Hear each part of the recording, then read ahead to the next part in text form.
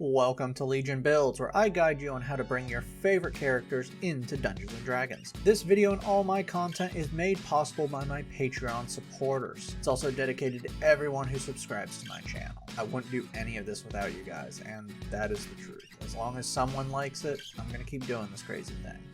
Today we're bringing in the ultimate sidekick, Ron Stoppable. Ron is a high school student slash secret agent and partner to Kim Possible. He is also the ultimate martial artist with the ability to control his inner energy to perform feats of strength, can summon a magical weapon that can transform into anything he wishes, can even alter probability into his favor, and can talk to a naked mole rat. This is not fan fiction, this is canon. Not gonna lie, my jaw dropped when I read the giant list of his abilities. Also about the probability control, in the show it's jokingly called Dumb Skills by Ron, who claims he can control it, but while scientists are trying to figure out how it works. I'm serious, there's an entire episode where scientists are attempting to figure out how Ron can always beat the odds when he shouldn't be able to.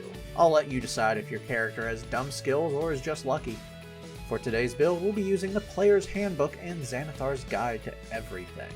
We'll be using standard point array to make things easy for you, and we are multi-classing, so keep an eye on stat minimums should you roll or use point buy. We'll start things off with Dex at 15. You are a competent martial artist and are incredibly agile when you need to be. Charisma comes in at 14. You are incredibly lovable, and frankly I don't understand how you got to be a secret agent at 14 years old and why your parents are okay with this. So you either have high persuasion or this is the probability control. I don't know. Wisdom follows with 13. You have a strong sense of self and what is right. Also, this is a stat minimum. Con will be a 12. You are in pretty good shape and can keep up with a prime athlete. Intelligence will be low with a 10. I know many people believe you're actually stupid, but when you become pure evil, you outsmart everyone, including the geniuses. So you just kind of play dumb. Finally, we're dumping strength. You are pretty decently strong, but it's not important for this build. Ron is a human. Baron Human grants you a free feat and skill with your stat improvements. Place +1 into Charisma and Dex. For your free feat, Lucky grants you 3 luck points that can be used to roll a d20 when you make an attack roll, saving throw, or skill check.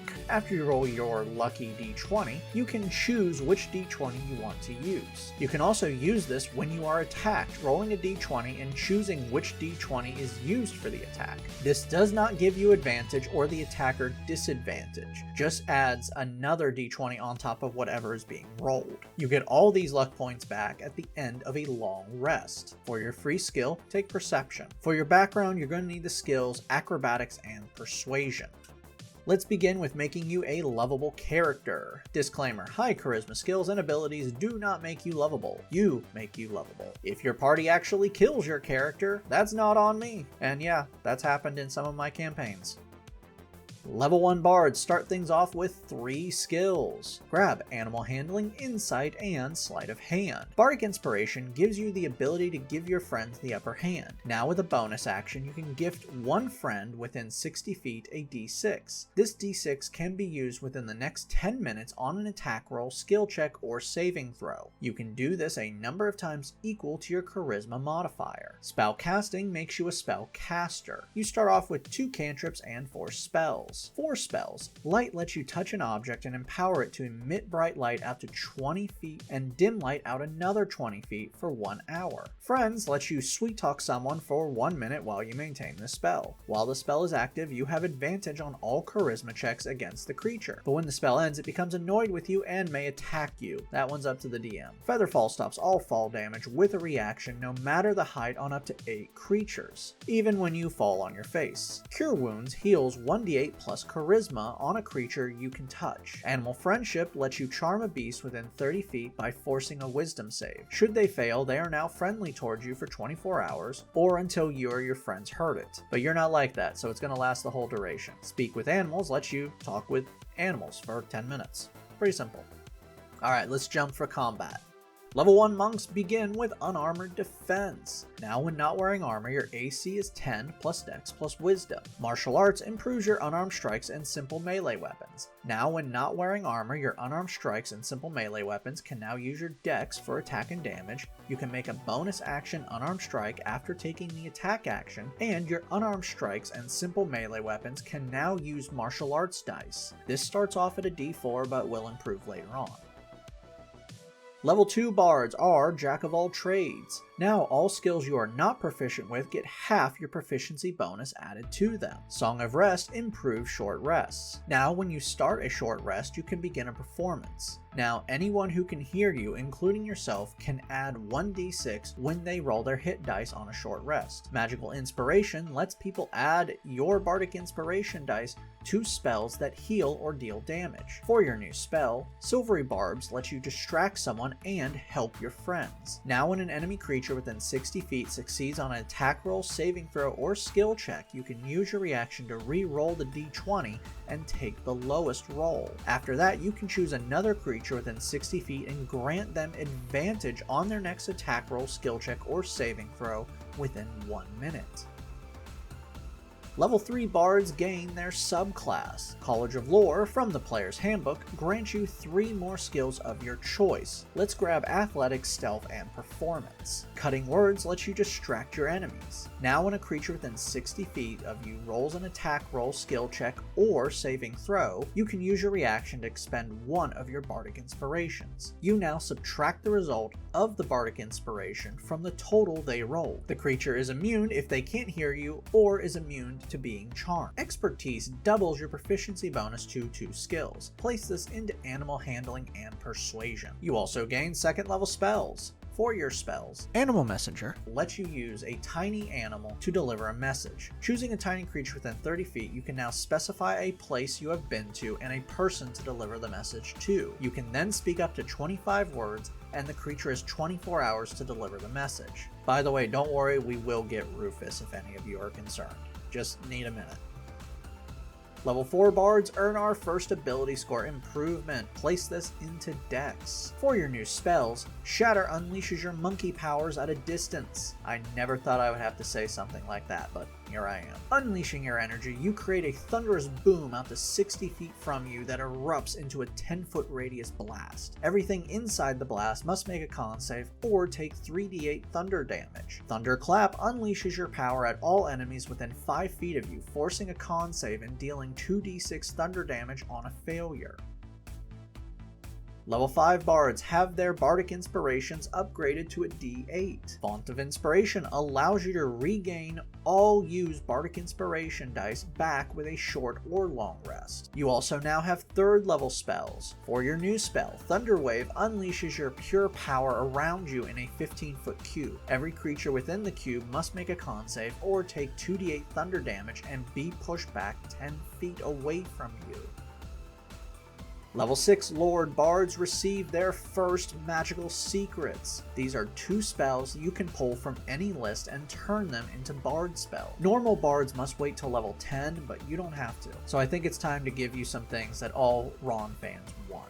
Find Familiar gives you Rufus. Now you can spend 1 hour to summon to you a familiar. Now with Rufus within 100 feet of you, you can telepathically communicate with him, can shut off your senses and see through his senses, and you can cast spells through him with a range of touch by using his reaction. Now let's grab the Lotus Blade. Shadow Blade creates a sword with a bonus action for up to 1 minute while you maintain the spell. This sword is a simple melee weapon, finesse, light, and has the thrown properties, and does 2d8 psychic damage on a hit. If you are in dim light or darkness, you can make the attack with advantage. This is a 2nd level spell, so you can charge it up to add more d8s depending on what level you throw it into. Counter Charm helps you protect your friends. Now with an action, you can start a performance that lasts until the start of your next turn. During this performance, you and any friendly creature within 30 feet that can hear you has advantage on saving throws against being charmed or frightened. If you are incapacitated or silenced, the performance ends. For your new Bard spell, Mass Healing Word lets you heal up to 6 creatures within 60 feet, 1d4 plus your charisma.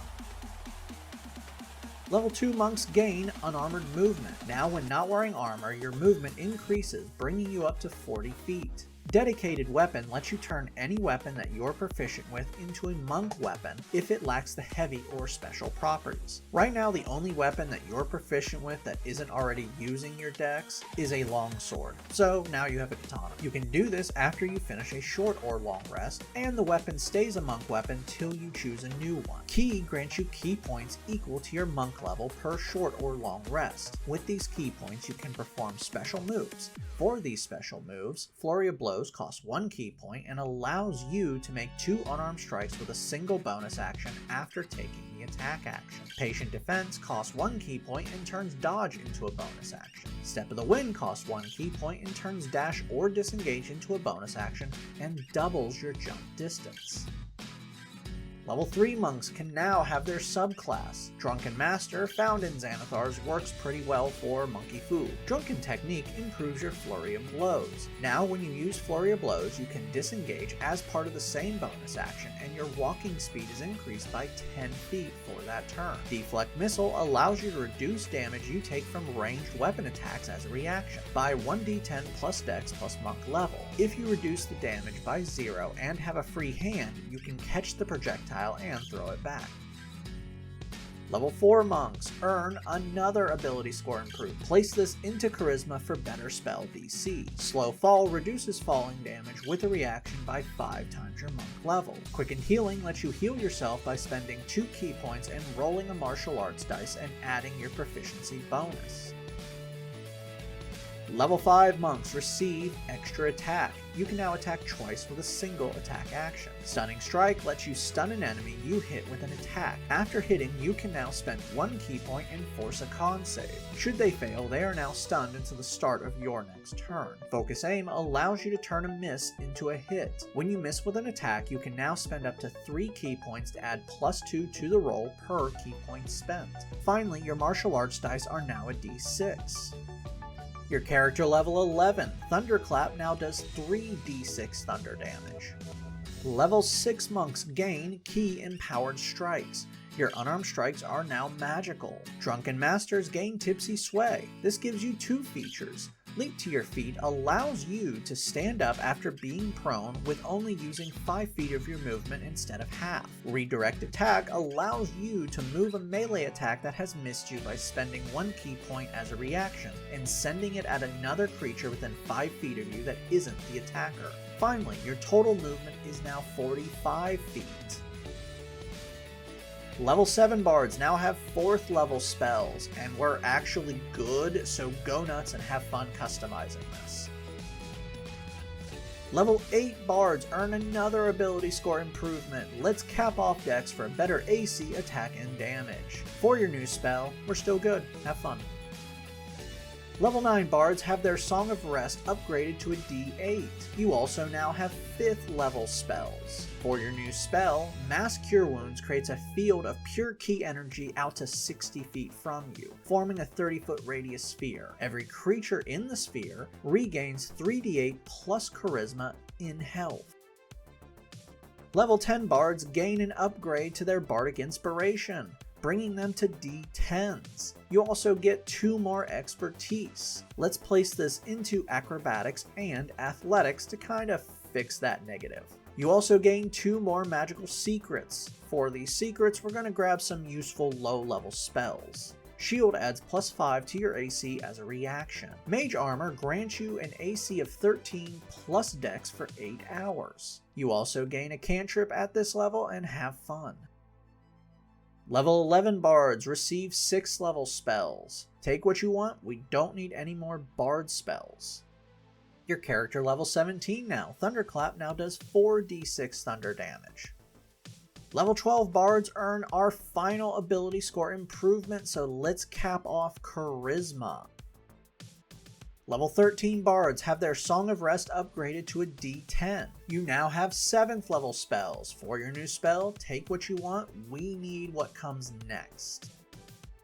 Our final level is level 14 Bard, and Lore Bards gain Peerless Skill. You can now use your own Bardic Inspiration dice on your skill checks. You also gain your final 2 magical secrets. Tasha's Otherworldly Guise unleashes your full monkey power. Seriously, I never thought I would say anything I have said in this build. For 1 minute while you maintain this spell, you are engulfed in your power. When you cast this spell, you choose lower planes or upper planes, but for this build we'll only be talking about the upper planes. You are now immune to radiant and necrotic damage, immune to the charm condition, gain a flying speed of 40 feet, gain a +2 to your AC, and all weapon attacks are magical. For your final magical secret, I'm gonna let you choose because in the end, we don't need any more. Every spell I gave you makes this great. All you can do is customize and make it better.